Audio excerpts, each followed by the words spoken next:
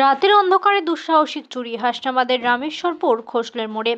উত্তর চব্বিশ পরগনার বসিরহাট মহকুমার হাসনাবাদের রামেশ্বরপুর খোসলের মোড় হাজি সিকবা দোহালে উল্লাস সাহেব বাড়িতে চুরি নগদ 2.5 লক্ষ টাকা, 15 ভরি সোনার গহনা এবং বাড়িতে না থাকার কারণেই সেই চুরি বলে জানা গেছে। লকার ভেঙে একাধিক জায়গা লণ্ডভণ্ড অবস্থায় পড়ে আছে। ঘটনাস্থলে আসে হাসনাবাদ থানার পুলিশ।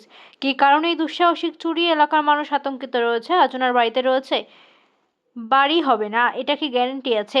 অবিলম্বে প্রশাসনের কাছে দাবি, যারা এই ঘটনার সঙ্গে যুক্ত রয়েছে তাদের প্রশাসন গ্রেফতার করুক, এমনটাই দাবি করেছে সাধারণ মানুষ। এখানে অ্যাকচুয়ালি আমরা আমাদের ফুম্মাই বলি, কম বেশি পিসি যেটাকে বলে। এনারা একটু, উনি স্কুল টিচার।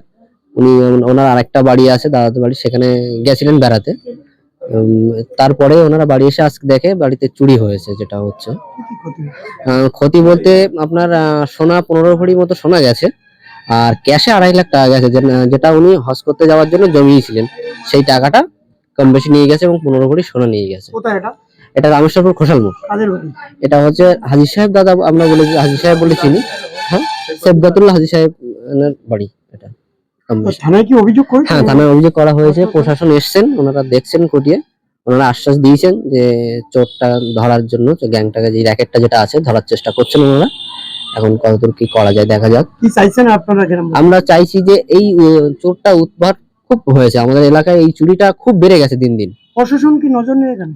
প্রশাসন হয়তো তারা আমাদের মতো চেষ্টা করছে, কিন্তু পাকড়াও করতে পারছে না হয়তো। কিন্তু আমরা চাইবো যে প্রশাসনকে আরো তৎপরতার সহিত তারা এটা যেন আরো দেখে, যাতে প্রশাসন আরো তাড়াতাড়ি এই চুরিটা শুধুমাত্র এইখানটাই না, আমাদের এলাকায় এর আগেও 2-3 জায়গায় সেম ভাবে হচ্ছে। এটা হাসনাবাদ থানা। আপনার নাম? আমার নাম সাইফুল গাজী।